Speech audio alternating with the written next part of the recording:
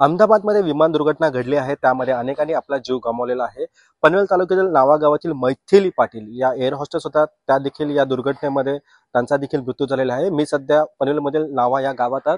आपण पाहू शकतो की याच गावात मैथिली पाटील त्या राहत होत्या. त्यांचं वय अवघं 23 वर्ष होतं आणि या 23 वर्षाच्या कालावधीमध्ये त्या एअर होस्टेस देखील झाला होता. मात्र काळाने जो घाला घातला आहे त्यामुळे मैथिली पाटील यांचा या अपघातात दुर्दैवी मृत्यू झालेला आहे. आपण पाहू शकतो की संपूर्ण गावात शोककुल वातावरण निर्माण झालेलं आहे व आपण पाहतोय की त्यांना एक भाऊ व तसंच एक बहीण असे तिघं होते व त्यांचे सध्या परिवार आहे ते सध्या अहमदाबादमध्ये पोहोचलेलं आहे. त्यामध्ये त्यांचा आई असतील किंवा मामे भाऊ असतील ते देखील या घटनेची चौकशी करत आहे.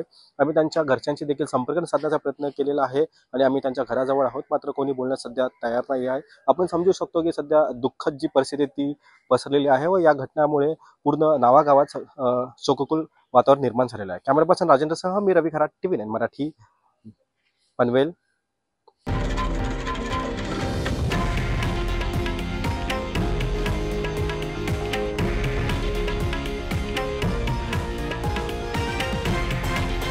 हे आहे देशातील नंबर 1 न्यूज नेटवर्क आणि आपण पाहत आहात TV9 मराठी, एकमेव.